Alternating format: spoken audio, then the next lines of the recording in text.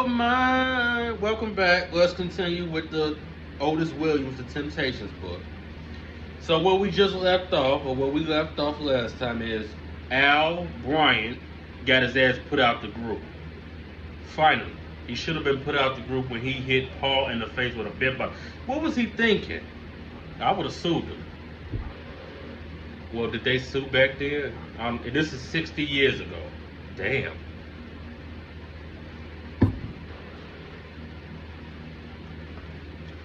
Either David or Jimmy Ruggan could have taken Al's place. But after seeing how dynamic David was, we knew making him attempt would add an excitement element to our act. As with all of our personal changes, we had only to notify management at Motown so they could take care of the legal details, and we were set. Not more than a week later, Smokey told us he booked the studio for us. He had this great song in mind for us called The Way You Do the Things You Do. It could have been anything that you wanted to, and I can tell the way to do the things you do. I like this song. That night, the five of us met at Eddie's house on Hango, then set out the now familiar Walter Hicksville. It was a cold, crisp January night, and each of us was bundled up in his long winter coat. As we strolled along, I dropped back behind the others and stood for what felt like a long time, looking ahead at my first cloak and looking ahead at my four closest friends. Otis are all lying. I hate when niggas lie. You don't give a fuck about David, Eddie, or Paul. He cared about Melvin because Melvin up his ass around the corner. But Eddie, Otis, you don't give a fuck about them. If you gave him,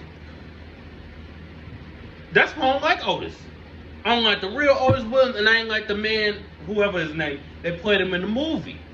Because imagine how the nigga was in real life. The whole city seemed to fall as silent as the stars that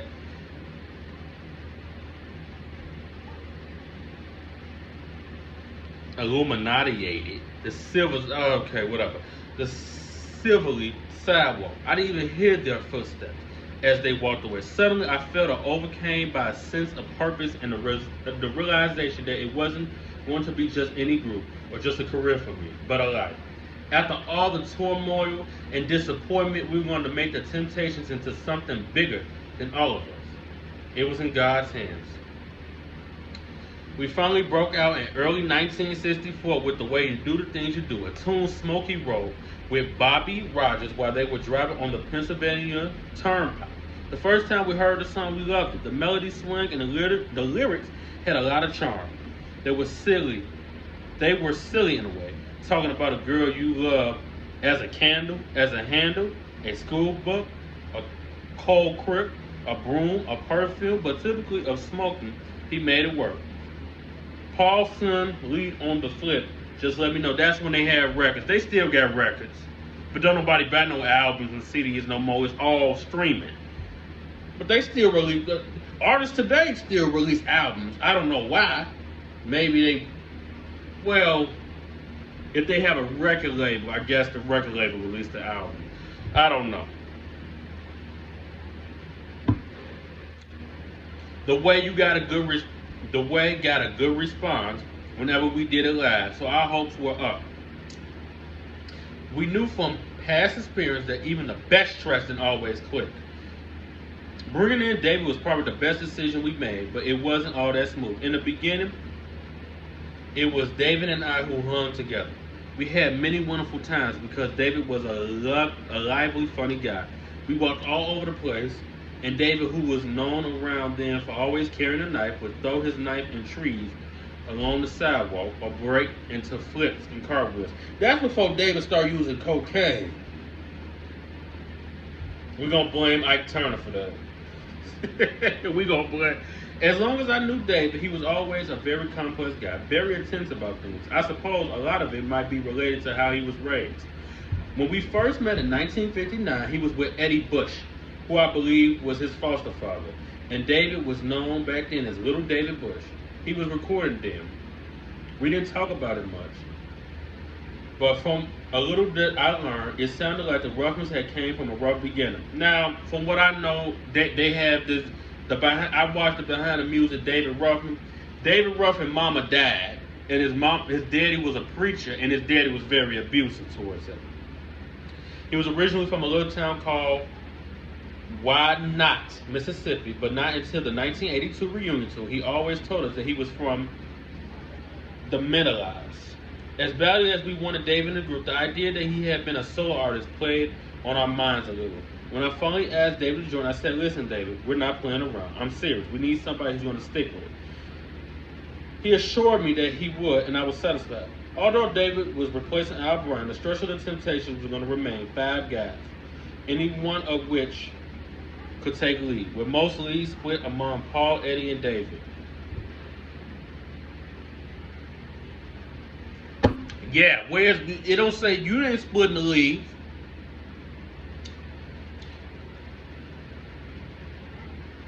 So listen.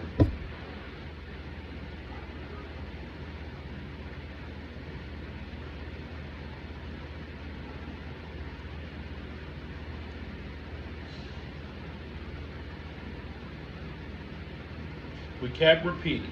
Are you kidding me? It was like a dream. Someone opened the current issues of the Billboard and Cashbox, and there it was. The way you do the things you do was run out both charts with a bullet. By the time it was all over, the way peaked at number 11 on the pop chart. That's the Billboard Hot 100. When David saw these charts, he sat down on a long bench in a lounge in a casino lounge in the Motown lobby, took off his glasses and cried like a baby.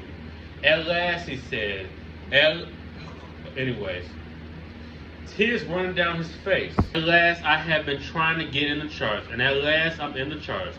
I sat down beside him, kind of teary-eyed, and all I could say was, yeah, oh man. There was no way to articulate that feeling. There were bigger hits, but nothing ever beat the first time. No, it don't ever. Everybody oh my God. When everybody you ever heard in the music industry, when they get that first hit, they feel like somebody. And the money was starting to get better. Ever since Josephine and I married, her mother had criticized me for not being in a more stable line of work. See, that was back then when the man worked and the woman stayed at home. They ain't doing that today. What woman stays at home today? Well, probably a few. Sometimes Josephina would take up the calls too, but I wasn't giving up. I felt into my heart that this day was going to come, and now it was here. Between the release of The Way You Do the Things You Do and in April 1964 when it peaked, Motown kept us busy. We sung Back Up for Last Land, one of Motown's earliest artists. I believe she was a trained singer. Her range, okay, I don't want to, please. What the, like what? You trying to, this, don't nobody want to hear that. We talking about the Temptations. Meet the Temptations. Our debut album was out in March, and though it barely stuck into the top 100 albums charts, we couldn't have been happier if we had gone to number one. We prayed for an album for so long. We cherished it. One of us had his own copy. And when we on the road, we stand someplace walking down the hall. Who edited your book? Because these sentences don't make sense, Otis. Who the fuck edited this book? Because your editor the editor is supposed to go in there.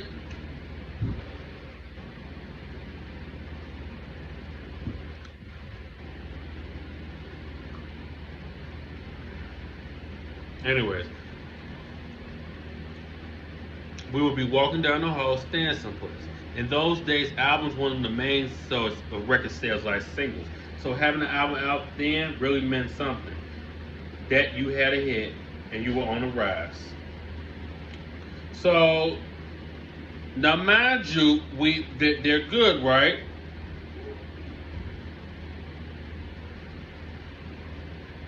This is before all the drama with them. So y'all gotta stay tuned. We on, what is this, part 5? Oh, In those days, Motown booked attempts on any tour they would take us. Motown handled all the financial arrangements and made the deals. All we had to do was show up and sing. The promoters then paid us $700 a night, against what Motown deducted travel, food, lounging, and other expenses. That's what they did, but I don't know, do they still do that? The record company pays for everything. That's why Tony Braxton, if you see this, Tony, if you see this, it's not a stray. That's why Tony Braxton got bankrupt the first time, because she didn't know that. She knew that the record company paid for everything, but Tony didn't know that she had to pay them people back. Yeah, you got to pay them people back that money. They done put you in hotel rooms and got you all this wardrobe, got you eating at fancy restaurants. You got to pay them people money back. They got to pay taxes too. I remember being told that all the money due us would be kept safely in an escrow account until the tour ended. Then Motown would settle each act's account and write a check for the balance. Or if they said. In fact, we never saw a single penny for any of those early tours. Neither did we see any kind of writing statement breaking down where the money went. Since we were rarely staying in a hotel and wasn't eating in finest restaurants, where they weren't doing it back then, because it's hard to imagine what Motown costs were. Something about it didn't hang right. This happened to anyone there besides us. Yeah, they got you. I honestly couldn't say. As success came to each of us, even if only in a small way, we kept to our own groups. You wouldn't be sitting around with other people outside your group talking about it, even if you suspected something. I couldn't say why we were all like that. Because y'all don't get your, you think y'all, you and other groups will sit your ass around talking about they ain't giving us the money. They gonna kick your ass out. Go somewhere else when they gonna give you the money.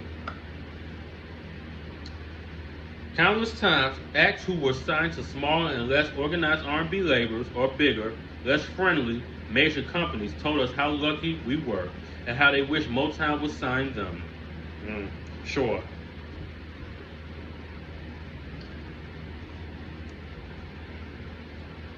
Motown had yet given us the power to draw on the Temptations account or Melvin's or my signature, but there never was a problem getting money. If you need, why would they give them?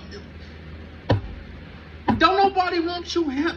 That's why he think he was bossing around, because he had their money. Why the fuck would Motown give Otis Williams the power over another group member's money? You get a power over the group member's money to the accountant, the motherfucker that know what they doing. Things picked up considerably in 1964, and we were either out of town or at Hillsville working on our act or recording. We did the Motortown Review tours, as well tours sponsored by Irvin Field, Henry Wayne, and Dick Clark. I remember being on the Henry Wayne tour with people such as Maxine Brown, who was hot then, Chuck Jackson, Gladys Knight and the Pips, and lots of others. The acts traveled by bus, and some were nicer than ours, of course, because they got their own labels, they got money. Motown buses were in notorious bad shape. As Marvin once remarked, a vehicle with wheels was a major improvement over what Motown had. There wasn't much to do on the bus, so if you weren't into playing cards, reading, or constantly sleeping, you did a lot of talking. Generally, a bus carried 5 or 6 acts plus the band, whoever's sidemen, chaperones, and other people that there might be. See, we watching the Temptations movie. That tour buses back then was like a school bus. They didn't have a sleeping.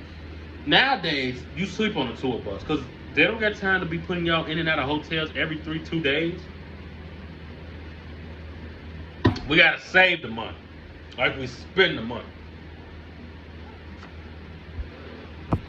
It was very cramped. There was no such thing as personal space, so you developed another kind of chromadrew.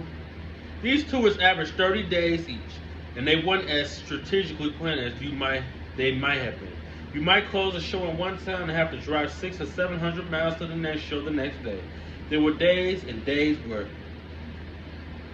we'd go without heads even hitting the pillow. On a rare occasion when we did check in the hotel for a night's rest or a few days of relaxation,